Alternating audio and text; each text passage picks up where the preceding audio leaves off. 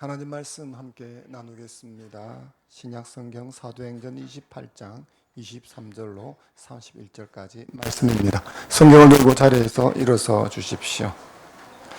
한 절씩 교독하겠습니다. 제가 한 절 읽고 여러분이 한 절 읽고 마지막 절은 함께 읽겠습니다. 23절입니다. 그들이 날짜를 정하고 그가 유숙하는 집에 많이 오니 바울이 아침부터 저녁까지 강론하여 하나님의 나라를 증언하고 모세의 율법과 선지자의 말을 가지고 예수에 대하여 권하더라. 그 말을 믿는 사람도 있고 서로 맞지 아니하여 흩어질 때에 바울이 한 말로 이르되 성령이 선지자 이사야를 통하여 너희 조상들에게 말씀하신 것이 옳도다. 일러스되 너희가 듣기는 하여 알지 못하는도다. 이 백성들의 마음이 우둔하여져서 그 귀로는 둔하게 듣고 그 눈은 감았으니 이는 눈으로 보고 귀로 듣고 마음으로 깨달아 돌아오면 내가 고쳐줄까 함이라 하였으니 그런즉 구원이 이방인에게 내어진 줄 알라. 그들은 그것을 들으리라 하더라.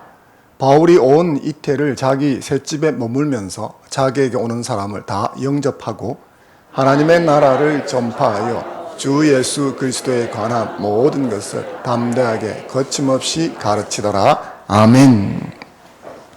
예배에 오신 여러분을 주의 이름으로 환영합니다. 오늘은 인사를 조금 다르게 해보겠습니다. 왼쪽에 계신 분 어깨를 주물러 주면서 한번 인사를 해보겠습니다. 자신의 왼쪽에 계신 분들 어깨에 손 얹어 주시고 샬롬 복 받으세요. 때리지 마시고 바꾸겠습니다. 방향 바꾸어서 오른쪽에 계신 분 어깨 주물러 주면서 샬롬 복 받으세요. 인사해 주십시오.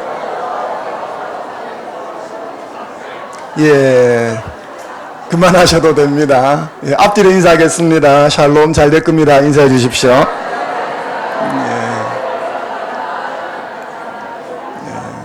하나님을 예배하러 온 저와 여러분들에게 하나님이 은혜와 평강을 부어주실 줄로 믿습니다. 오늘은 주신 말씀 사도행전 28장 23절로 31절까지 말씀을 통해서 To be continue라고 하는 제목으로 하나님의 은혜를 나누고자 합니다. 제목이 조금 촌스럽습니다. 이렇게 제목을 정한 이유는 본문 말씀 때문에 그렇습니다. 오늘 본문 말씀은 사도행전 끝부분입니다. 그런데 여타 성경과는 조금 다릅니다. 다른 성경들, 성경은 아니라 책이라 해도 그렇죠. 끝에 가면 여기가 끝이구나 라고 알 수가 있습니다. 예를 들어서 역사서 같은 경우는 역사적 인물이 죽으면서 한 시대가 마감하고 끝이 납니다. 요수아가 죽었더라. 다윗이 죽었더라. 나라가 멸망했더라. 여기가 끝이구나 이렇게 알 수가 있죠. 서신서 같은 경우는 인사말을 합니다. 이제 말을 마치려고 한다. 너희에게 평강이 있기를 바란다. 잘 지내라. 이런 식으로 하니까 여기가 끝이구나 라고 알 수가 있습니다. 그런데 사도행전을 읽어보면 뭔가 말을 더 할 것 같았는데 그리고 끝나버립니다. 마치 미처 쓰지 못하고 끝나버린 것처럼 말이죠. 그래서 오늘 말씀 제목을 To be continue, 다음 이 시간에 계속해서 그런 뜻으로 적었습니다. 영어로 쓸까 하다가 좀 촌스럽게 보이는 게 좋을 것 같아서 한글로 To be continue라고 적어 놓았습니다. 이 사도행전 끝부분이 왜 이렇게 끝이 날까? 함께 저희들이 말씀 속으로 들어가서 이해해보고자 합니다. 본문 30절 말씀만 같이 한번 읽어보겠습니다. 시작.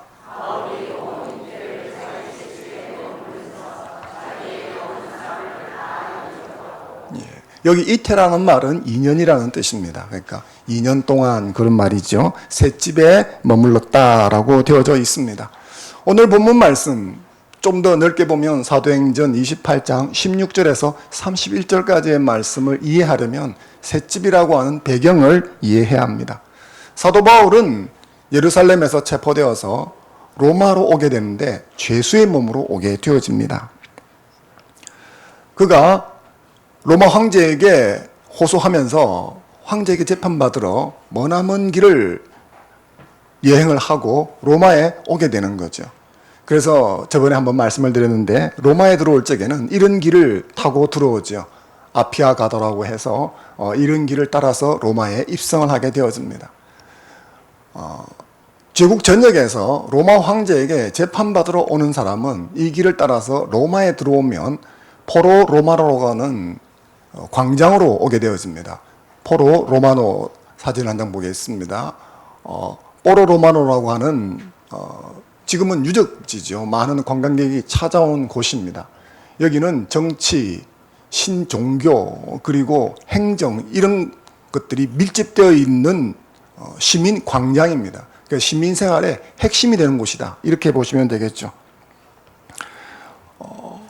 여기에는 유명한 역사적 사적들이 많이 있습니다. 그 중에 하나를 본다면 개선문입니다. 파리에 있는 개선문이 이걸 본따서 만든 것이라고 그러죠. 로마 제국에서 각지에서 황제에게 재판을 받으려고 오는 사람들은 다 일종의 중재인들입니다. 정치범이나 중재를 지은 사람이 황제에게 재판을 받으러 오죠. 그래서 이 포로 로마노에는 마메르티눔이라고 하는 감옥이 있습니다. 이게 마메르티눔이라고 하는 중재인을 가두어 놓는 감옥입니다. 정면도가 이렇게 되어 있습니다. 정면 사진을 보시면 다음 사진요. 예. 이게 아니고 요게 마메르티눔이라고 하는 정면도입니다. 이게 유일하게 이제 소실되고 남아 있는 부분이죠. 사도 바울은 로마에 죄수에 머물렀으니까 여기에 감금되어야 했었습니다. 그런데 하나님의 특별 은총인지 또 로마 제국의 관용인지 모르겠지만 여기에 감옥에 갇히지 않고 셋집에 살 수 있게 되었습니다. 셋집이라고 하는 것은 무슨 말이냐 그러면 한 달 월세를 내고 집을 구해서 산다, 렌트해서 산다 그런 뜻이죠.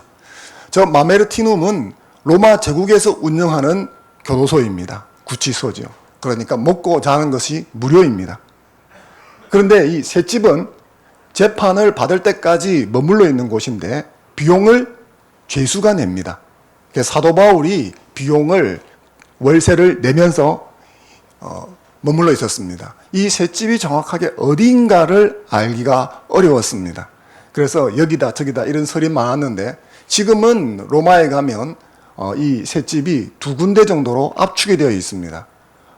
현지 선교사님 안내를 받아서 그 중에 한 곳을 가 보았습니다. 여기가 그 2군데 중에서 덜 유명한 곳입니다. 정확하게 어딘지는 알 수 없지만 덜 유명한 곳에 제가 저곳이 이제 셋집입니다.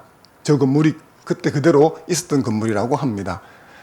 저 입구 사진을 한 장 보겠습니다. 출입구가 저렇게 되어 있습니다.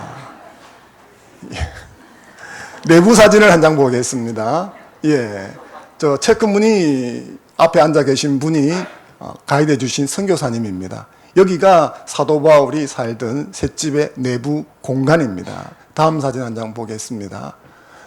선교사님이 이곳에서 오면 찬송하고 기도하고 예배를 드려야 한다 그래서 억지로 지금 찬송하는 장면입니다.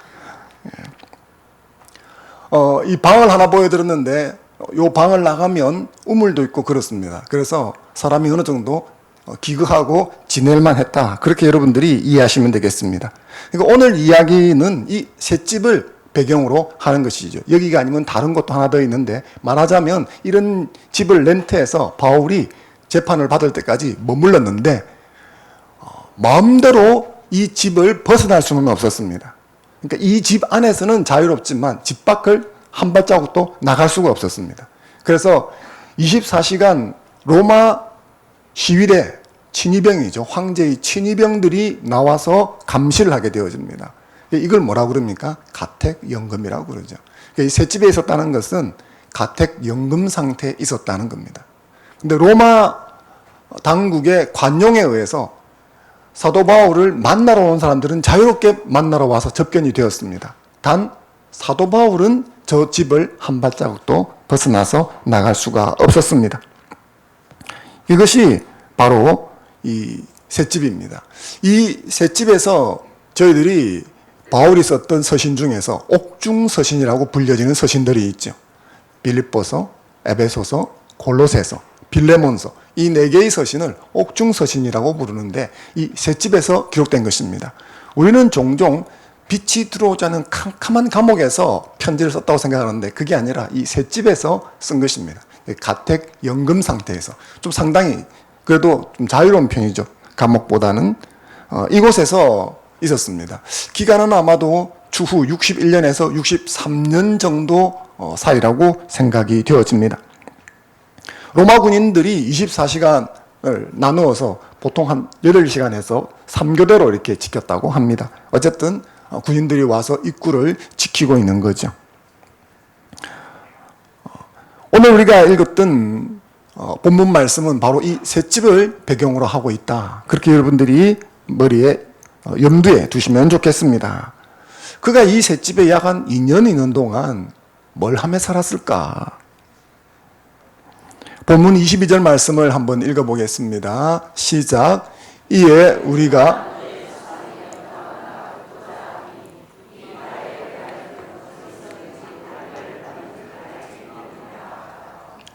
로마에 유대인들이 살고 있었습니다. 사도 바울이 죄수의 몸으로 황제에게 재판받으러 온다 하는 소식을 듣자 유대인들도 궁금한 것이죠.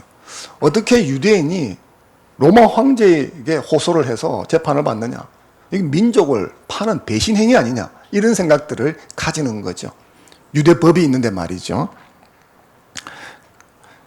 그래서 사도 바울은 이 셋집에 와서 여장을 풀고 어느 정도 정돈이 되자 사흘 만에 이 유대인들을 이 셋집으로 초청하게 되어집니다.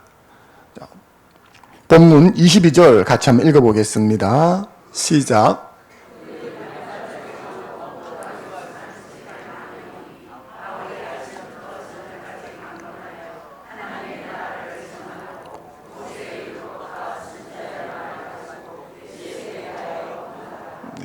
그래서 사흘 뒤에 날짜를 정해서 그들이 셋집으로 오게 된 것이죠. 바울은 그들에게 내가 로마 황제에게 호소한 것은 민족을 배신하는 행위가 아니다. 다짜고짜 예루살렘의 유대인들이 나를 죽이려고 해서 내가 목숨을 지키려고 어쩔 수 없이 로마 황제에게 호소를 해서 이 로마까지 오게 된 것이다. 내가 동족을 파는 그런 매국노는 아니다. 그 이야기를 한 것입니다. 하지만 이것은 표면적인 이유이고 실제로 그가 유대인들을 셋집에 초청한 이유는 따로 있었죠. 20절 말씀을 같이 한번 읽어보겠습니다. 시작. 이러므로 너희를 보고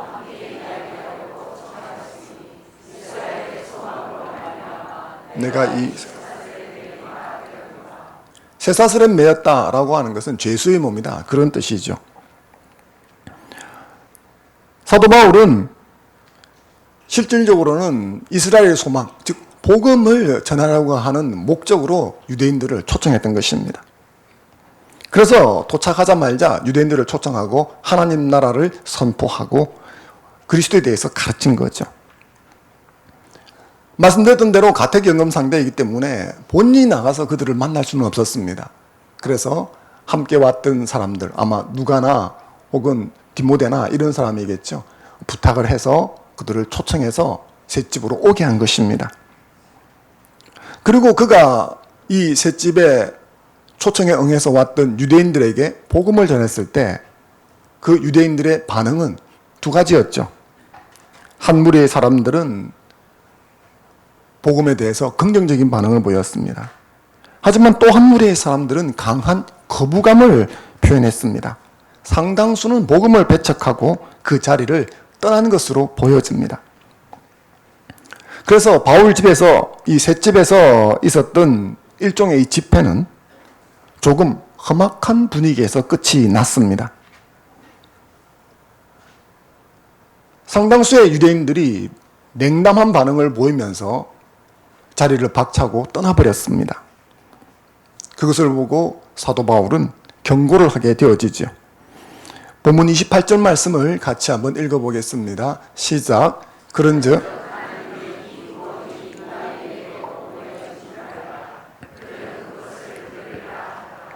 아멘.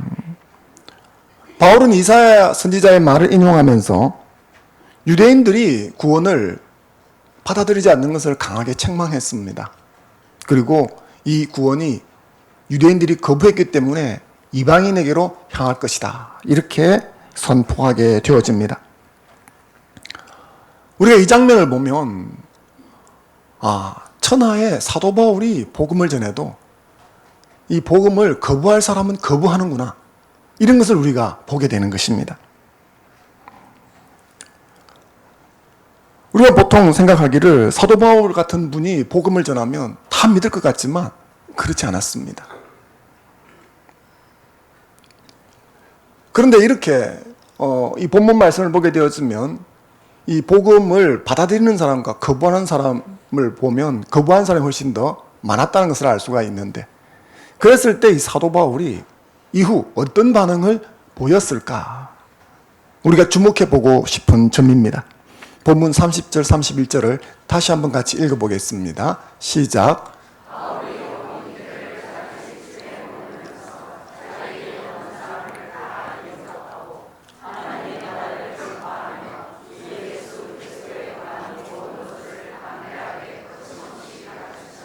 아멘.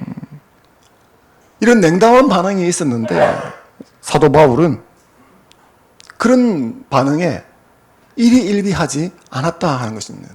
어떻게 일희일비하지 않았다는 것을 알 수 있을까? 이 30절 말씀에 나오는 동사를 중심으로 살펴보면 알 수가 있습니다. 30절 31절에 보면 영접하다라고 하는 동사가 있습니다. 아포데코마이라고 하는 이 헬라어의 미완료형입니다. 미완료라고 하는 것은 헬라 문법에 의하면 행동이 끝나지 않고 계속되고 있다라는 겁니다. 말하자면 ing형이다 이렇게 보시면 되겠죠.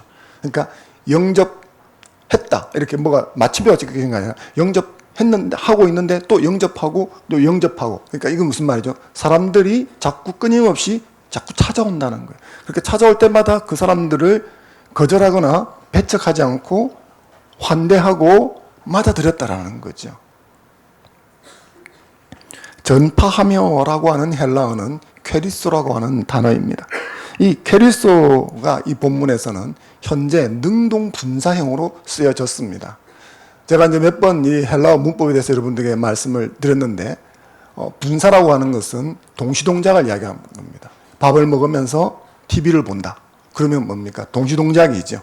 그런 것입니다. 전파하다, 이게 능동분사입니다. 그러니까 동시동작인데 현재니까 이게 진행형입니다. 그러니까 전파하는 ing, 전파하고 전파하고 전파하고, 이게 행동이 끊어지지 않고 계속 일어나고 있다라는 거죠. 가르치다라고 하는 헬라어는 디다스코라는 단어입니다.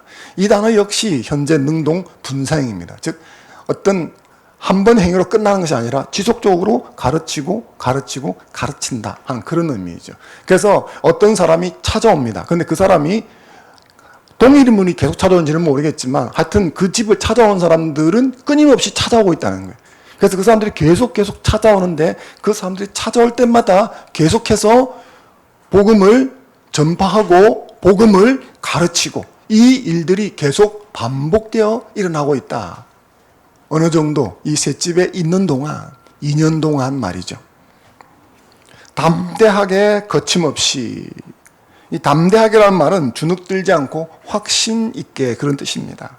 거침없이라고 하는 이 말은 이전 개역 성경에서는 그 많은 사람이 없었더라라고 번역됐는데 이게 원래 부사입니다. 그러니까 우리가 지금 보고 있는 개정역의 번역이 훨씬 더 좋은 것이죠. 근데 거침없이라고 하는 단어는 마음먹은 대로 막 자기 하고 싶은 대로 이런 뉘앙스가 좀 강하지 않습니까? 여기서는 자유롭게 마음껏, 그러니까 가택연금이라는 상태 안에 있었지만 그 상태 안에서만이라도 자유롭게 마음껏, 그런 의미이죠. 그래서 이것을 전부 다 종합해 본다면 이 셋집에 있으면서 사도 바울은 자신들을 수시로 찾아오는 사람들을 환대하고 그들을 진심으로 반갑게 맞아들여서는 하나님의 나라에 대해서 선포하고 또 가르치고, 또 다음날 다른 분이 와면 또 그렇게 계속 했더라는 거죠. 그렇게 하는 사람들 중에서는 복음을 영접하는 사람도 있고 거부하는 사람도 있겠지만, 거부했다고 해서 냉담하게 낙심하고 어떻게 그럴 수 있을까 생각하지 않고, 또 다른 분이 오시면 또 그분을 또 환영해서 맞아들이고, 그리고 또 복음을 전파하고 가르치는 일들을 끊임없이 했다는 것을 우리에게 알려줍니다. 바울 자신은 가택 연금 상태에 있었기 때문에 이 집박을 벗어날 수가 없었습니다. 하지만 하나님 은혜로 사람들이 자꾸 찾아오는 거죠. 그리고 찾아온 그들에게는 끊임없이 복음을 전했다라는 것을 알 수가 있습니다. 오늘 우리가 사도 바울에게 꼭 배워야 할 점이 바로 이와 같은 부분이 아닐까 생각합니다. 우리가 복음을 전하는데 아주 다양한 반응이 있지 않습니까? 하지만 크게 보면 우리가 전했던 복음에 반응해서 예수 그리스도를 영접하는 분이 있고, 또 한 부류는 냉담하게 거절해버리는 부류가 있죠. 근데 우리는 이런 거절에 상처를 입고 주눅이 드는 것입니다. 그래서 이것이 자꾸 반복이 되어지면 복음을 전해서 무슨 소용이 있나, 혹은 거절할까봐 두려워서 주눅이 들어서 복음을 전하지 못하는 그런 일들이 있게 되는 거죠. 그런데 사도 바울은 그렇지 않았다는 겁니다. 그들의 반응과 개의치 않고 지속적으로 자신에게 주어지는 환경 속에서 최선을 다해서 복음을 전하고 가르치는 일을 멈추지 않았다라는 거죠. 저희들은 이번에 화평유 초청잔치를 3주간 개최를 했었습니다. 하나님께서 많은 사람들을 보내주셨습니다. 그리고 그들에게 복음을 전하려고 애썼습니다. 하지만 이 복음 선포에 대한 반응은 말하자면 크게 보면 두 가지죠. 어떤 분들은 가슴에 손을 얹고 예수님을 영접하겠다고도 했습니다. 어떤 분들은 그냥 내가 한번 와주는 것이니까 냉담하게 시간이 빨리 끝나면 좋겠다 하고 돌아가신 분도 있으시겠죠. 하지만 이런 반응에 우리는 일희일비하지 않아야 합니다. 누군가 이 복음을 듣고 영접했다고 해서 막 감정이 흥분될 필요는 별로 없는 겁니다. 누군가 냉담하게 이렇게 힘을 다해서 했었는데 복음에 전혀 반응하지 않는 것을 보고 이게 무슨 소용이 있겠는가 하면서 스스로 낙심할 이유는 전혀 없는 것입니다. 구원은 사람을 설득하는 우리 능력에 달려있는 게 아닙니다. 구원은 하나님께서 하시는 일인 줄로 믿습니다. 그래서 우리는 화평유 초청잔치에 오신 분들이 예수 그리스도를 설령 영접하지 않았다 할지라도 낙심하거나 실족할 이유가 전혀 없는 것입니다. 천하의 바울이 복음을 선포해도 거부할 사람은 거부합니다. 그렇지 않습니까?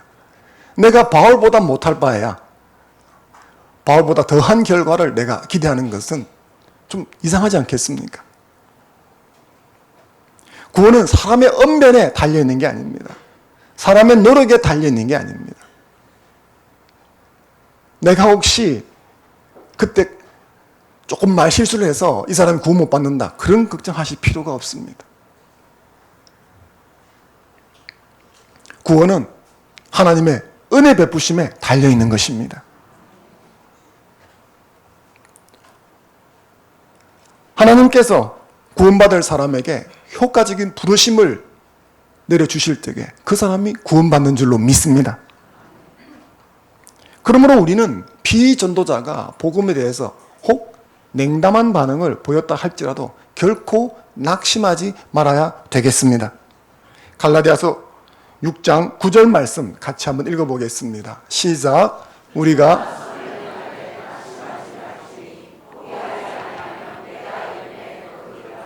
아멘. 이 구절은 선행을 장려하는 구절입니다. 보다 정확히 말한다면 이 구절은 구제를 뜻하는 것이죠. 하지만 포괄적인 의미로 볼 적에 이 구절은 영혼을 구원하는 일 역시 포함한다 말할 수가 있습니다. 복음을 거절하고 돌았으면 낙심이 되고 맥이 빠질 수가 있죠. 하지만 이 일은 선한 일입니다. 그러므로 이 일에 낙심하지 않고 열심히 씨를 뿌린다면 때가 이르면 열매를 거두게 되는 날이 올 줄로 믿습니다. 이 사실을 믿으시고 때를 얻든지 못 얻든지 복음을 전하는 저와 여러분이 되기를 주의 이름으로 축원합니다. 그러면 이 현재 분사라는 것을 조금 더 살펴보면 좋겠습니다. 사도행전은 현재 분사형으로 끝을 내고 있습니다. 말씀드린 대로 말하자 그러면 to be continue 정도가 되는 거죠. 다음 이 시간에. 요즘 드라마에서 많이 쓰는 용어인데 열린 결말입니다. 끝이 어떻게 되었더라 이게 없고 이런 결말도 저런 결말도 다 가질 수 있는 그런 의미가 열린 결말이죠. 사도행전의 끝이 아닌 것처럼 보여지는 것은 이것이 열린 결말 형태를 취하고 있어서 그런 것입니다. 사도 바울은 가택연금 상태로 2년 있으면서 열심히 복음을 전했습니다. 근데 그 복음 전한 행위로 끝난다 그러면 이것이 과거형이 되어지는 거죠. 사도행전이 여기서 끝이라면 과거형으로 종결해야 되는데 누가는 그렇게 하지 않았습니다. 누가는 사도행전의 마지막 문장에서 현재 분사형을 쓰는데 이것은 지극히 의도가 깔려있는 것이다. 그렇게 보아야 합니다. 그 의도가 뭘까요? 누가는 이를 통해서 사도행전의 기록은 여기서 끝나지만 사도행전의 역사는 결코 끝나지 않았다. 이걸 알려주고 싶은 것입니다. 사도행전의 기록은 여기서 일단 종결이 되었지만 역사가 끝나지 않았다. 그걸 어떻게 할 수 있을까요? 사도 바울의 삶이 그것을 보여줍니다. 이렇게 하고 사도행전에서 사도 바울은 사라지죠. 하지만 사도 바울의 삶도 사라진 것은 아니었습니다. 사도 바울의 이후 행적을 보면 누가의 의도를 뒷받침해 준다는 것을 발견할 수 있습니다. 사도 바울은 셋집에서 복음을 전파하며 가르치며 2년을 살게 되어집니다. 그리고 2년이 되었을 적에 석방이 되어집니다. 이게 주후 63년경으로 추정이 되어집니다. 그리고 이 석방된 기간 동안에 바울은 제4차 선교 여행을 떠나게 되어집니다. 보통 우리가 사도행전에서 사도 바울은 1, 2, 3차 선교 여행을 갔다고 보죠. 하지만 이 석방 이후에도 선교 여행을 다닌 것으로 보여집니다. 그 기간은 정확하지가 않습니다. 2년에서 4년, 조금 더 길 수도 있는데 대략 그 정도로 보여집니다. 이 기간 동안에 디모데 전서와 디도서가 기록이 됩니다. 그리고 다시 재구속이 되어집니다. 주후 65년에서 67년 어느 사이에 재구속이 되어집니다. 사도 바울이 순교를 하는데 67년에서 68년 사이에 순교를 했다고 봅니다. 그러니까 그 전에 언제쯤 이렇게 구속이 되어지죠. 근데 이 석방된 기간 동안에 로마에서는 대화재가 일어납니다. 가장 강력한 화재 원인은 네로가 방화를 했다. 네로 황제의 방화라고 보죠. 하지만 네로 황제는 기독교에 그 화살을 돌립니다. 그래서 많은 기독교인들이 박해를 받고 죽게 되었습니다. 그런 기간 속에 사도 바울이 재수감이 되어지죠. 이때 사도 바울은 포로로마노에 있는 마메르티눔 감옥에 갇히게 되어집니다. 그 사진을 보겠습니다. 자, 이 사진이죠. 정면 사진을 보겠습니다. 이 사진입니다. 이 감옥에 갇혔다는 것은 그가 중범죄로 잡힌 것이다. 이렇게 알 수가 있습니다. 아마 로마 방화의 어떤 수괴 이런 혐의가 씌워진 것이 아닌가 생각이 되어집니다. 이 감옥에 있으면서 재판을 받습니다.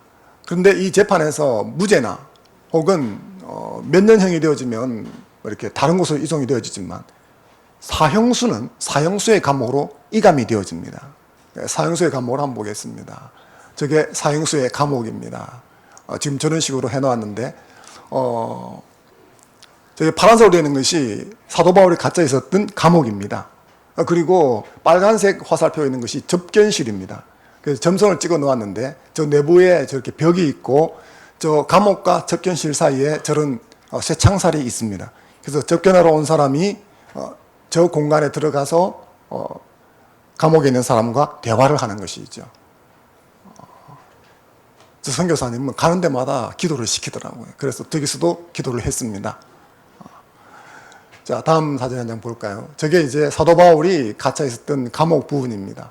지금은 개방을 해주질 않더라고, 제가 갔을 때는. 근데 그전에는 개방이 됐었습니다. 저 실내 공간 한번 보겠습니다. 이게 사도 바울이 갇혀 있었던 감옥입니다. 그러니까 창문을 열어서 사진을 찍은 거죠.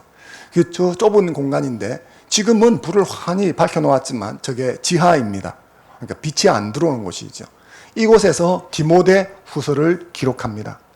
근데 디모데 후서를 기록할 수 있는 환경이 아닙니다. 그래서 디모데 후서를 어떻게 기록하느냐 하면 아까 보여드렸던 접견실에 누가가 접견하러 오면 사도 바울이 이쪽에서 창틀을 보고 구술을 하면 누가가 받아서 적은 것입니다. 아마 누가가 계속적으로 면회를 와가지고 그렇게 받아 구술한 것으로 보여집니다. 이것이 이제 그 사형수의 감옥인데 지금 여기에는 교회가 세워져 있습니다. 이것을 천국계단교회라고 그럽니다. 이제 감옥 위에다가 교회를 세우는 것이죠. 사도 바울은 이 사형수의 감옥에 갇혔다가 디모데 후서를 쓰면서 사형 날짜를 기다리고 있었습니다. 사형 날짜는 언제 죽는다 그런 게 없죠. 불러내면 죽는 것이죠. 그 어느 날 사도 바울이 이 감옥문을 나서게 되어집니다. 그리고 참수터로 가게 되어지죠. 이 둥근 기둥이 뭐냐 여러분이 생각하실 건데 이게 참수대입니다. 사도 바울이 어떻게 죽었을까 사진으로 그림을 보면 이렇게 되어 있죠. 저 기둥에 목을 대면 칼을 내리쳐서 목이 잘리는 겁니다. 저렇게 해서 참수형을 당했는데 저기 가보면 조금 경사가 져 있습니다. 그러니까 잘려진 목이 땅에 떨어지면 잊지 않고 이렇게 퉁퉁퉁 그러면서 떼구르 구르게 되어지죠. 전설에 의하면 저 목이 잘렸을 때 목이 3번 땅에 퉁퉁 튀었다고 합니다. 그래서 저곳에 교회를 세워 놓았습니다. 이게 그 교회입니다. 참수터에 교회를 세우는 거죠. 그래서 저 교회 이름이 참수터 교회 같은데 참수터 교회가 아니고 세분수 교회입니다. 왜 세분수라고 하냐 그러면 목이 땅에 3번 떨어졌는데 한 번 이렇게 탕 튀길 때마다 그게 분수가 솟았다. 그래서 그것을 세분수 뜨레 폰테나 교회라고 부릅니다.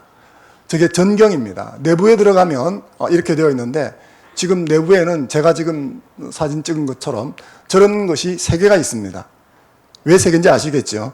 목이 3번 튀긴 곳입니다. 저기가 이제 분수가 솟아난 곳이다. 이렇게 해서 했는데 사람이 너무 많아서 없는 곳에 가서 찍느라고 저기를 찍은 겁니다. 다음 사진 한 장 보겠습니다. 이것은 제가 선교사님에게 설명을 듣는 장면인데 아까 말했던 그 사형수의 감옥 거기에 천국계단교회가 있다고 그랬죠. 그곳에서부터 화살표 방향으로 오면 화살표 방향을 가면 참수터가 있는 것입니다. 그래서 이 길을 걸어갔을 것이다. 그렇게 보죠.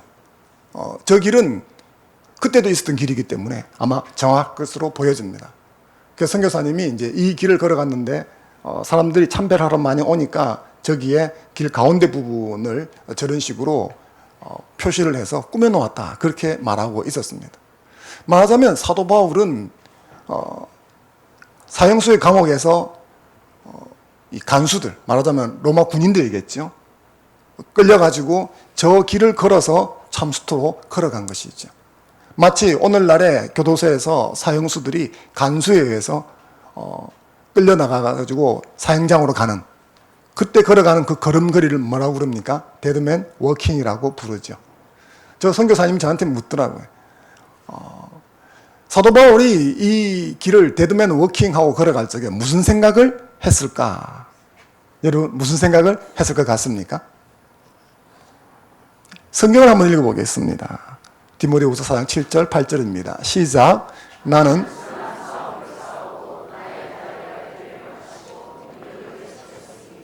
이제후로는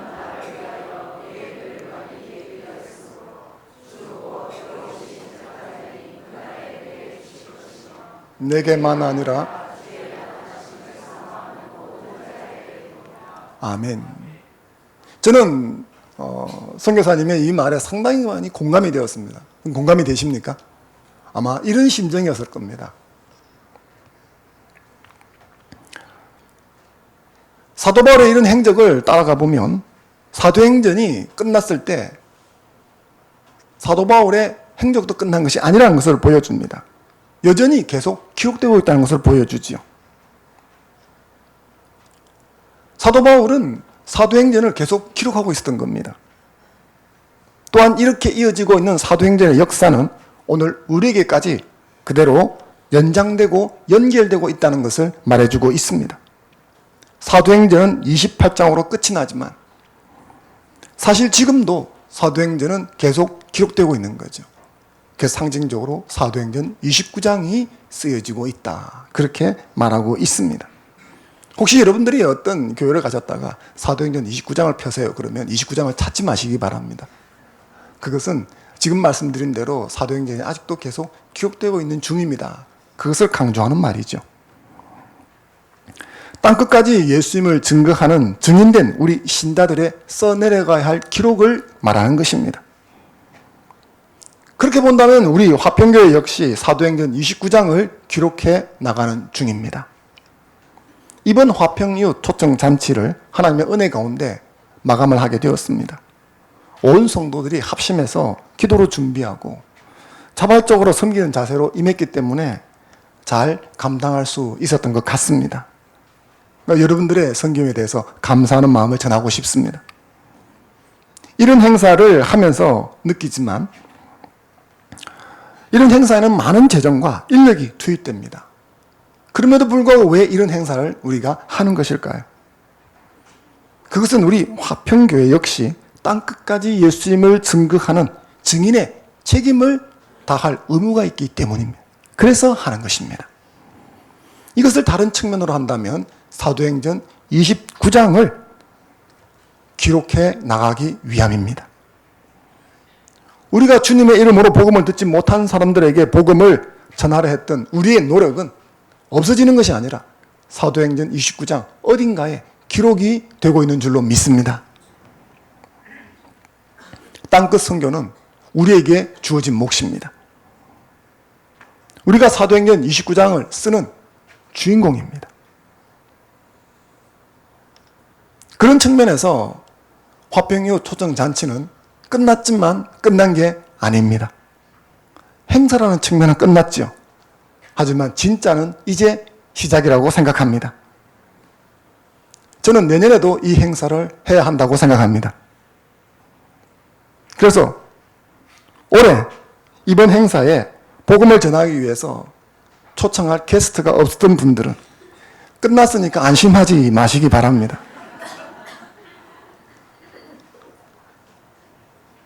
지금부터 내년에 데리고 올 게스트들을 생각하시기 바랍니다.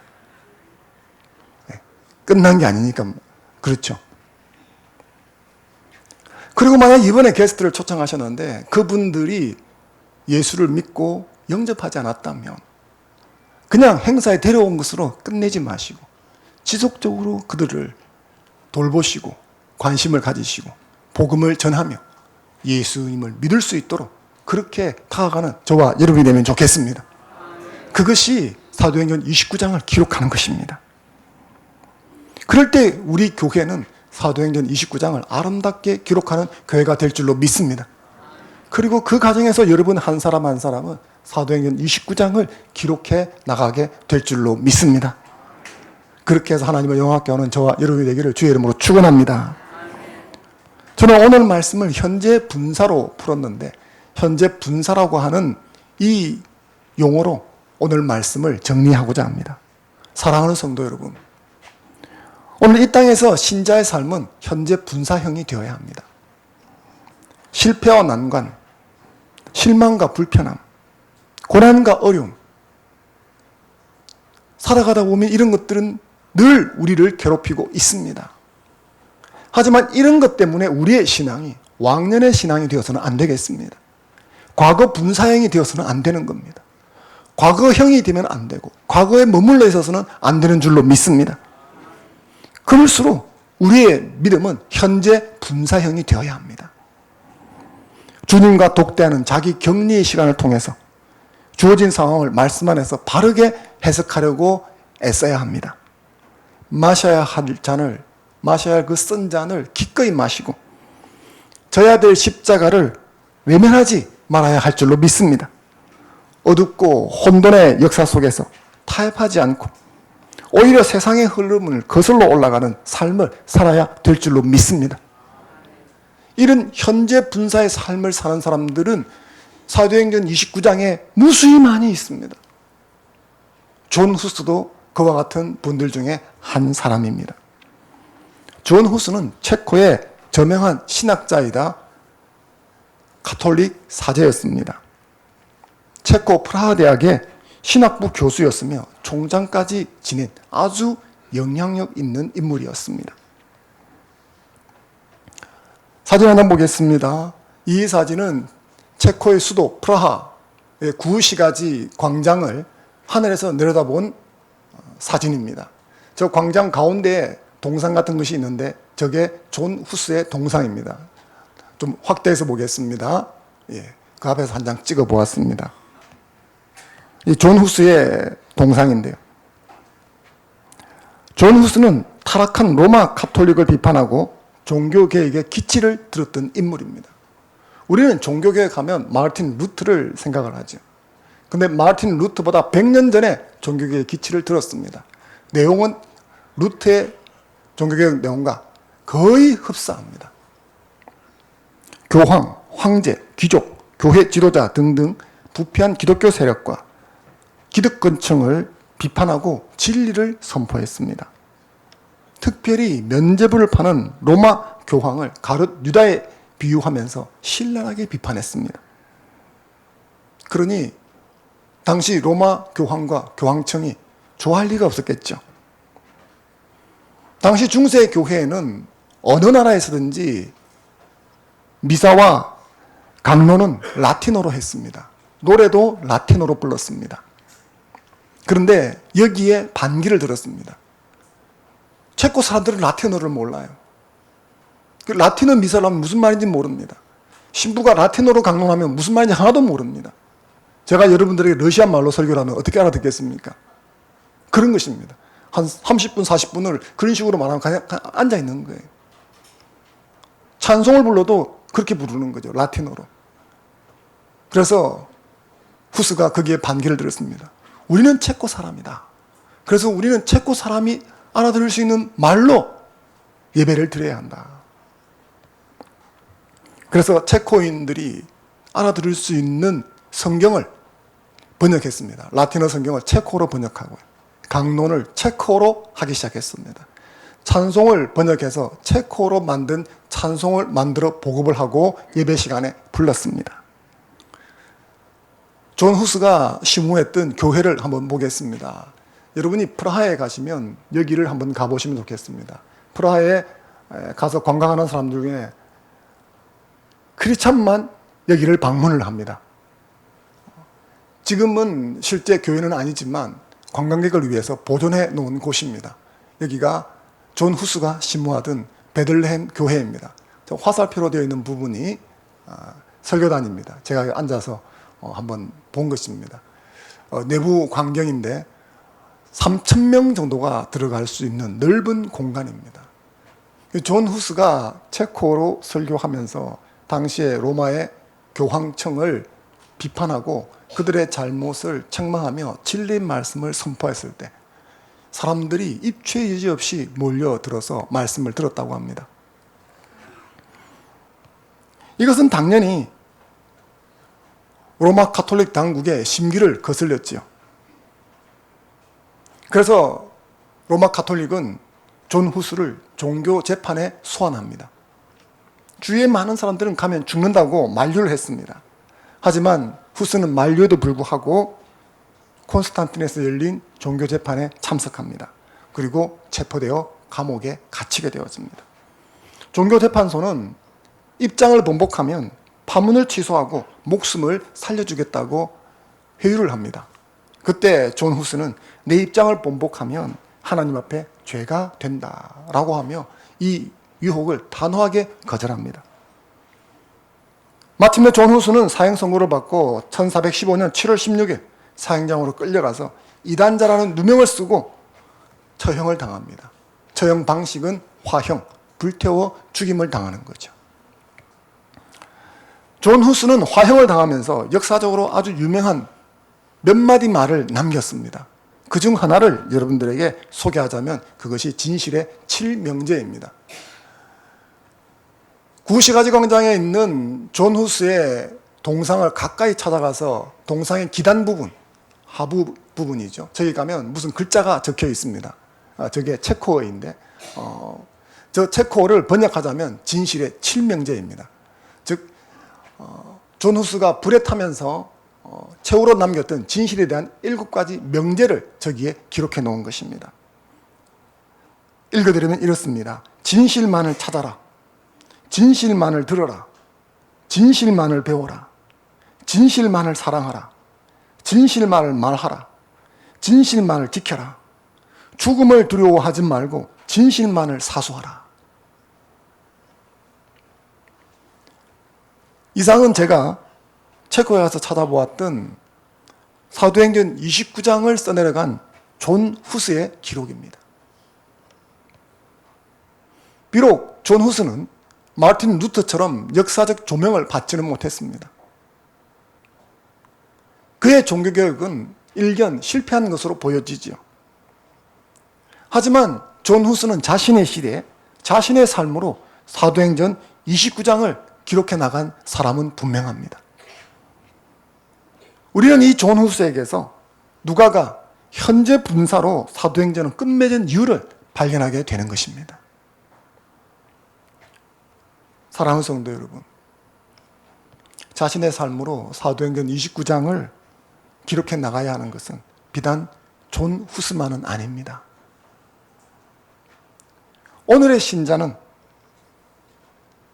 존 후스처럼, 사도 바울처럼 이런 현재 분사형의 삶으로 살면서 사도행전을 오늘 자신의 삶에서 기록해 나가야 되는 줄로 믿습니다.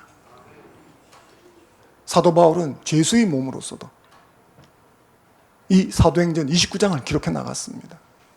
존 후스는 누가 알아주지 않는다 할지라도 목숨의 위협을 받으면서도 사도행전 29장을 기록해 나갔습니다. 그리고 지금은 이제 저와 여러분의 차례인 거죠. 히브리서 12장 1절 말씀을 같이 한번 읽어보겠습니다. 시작.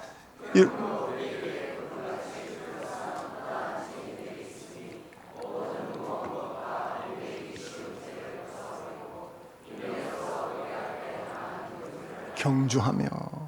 사랑하는 성도 여러분, 우리 모두는 사도행전 29장을 기록하라고 부름받은 경주자입니다. 여러분들은 예수 그리스도를 구세주와 주인으로 고백하십니까? 그렇다면 사도행전을 29장을 기록하는 경주자로 부름받았다는 것에 동의하십니까? 예, 이럴 때는 자신이 없을수록 소리를 크게 해야 되는 겁니다. 한 번 더 여러분에게 묻겠습니다. 여러분들은 예수 그리스도를 구세주와 주인으로 고백하십니까? 요 소리에 한 3배 정도로 동의를 하시면 좋겠습니다. 여러분들은 사도행전 29장을 기록하는 경주자로 부름받은 것에 동의하십니까? 예, 감사합니다. 억지지만 나중에는 자원이 될 줄로 믿습니다. 삶으로 사도행전 29장을 기록해서 하나님을 영화롭게 하는 저와 여러분 되기를 주의 이름으로 축원합니다. 잠시 주신 말씀 붙들고 함께 기도하는 시간 갖겠습니다.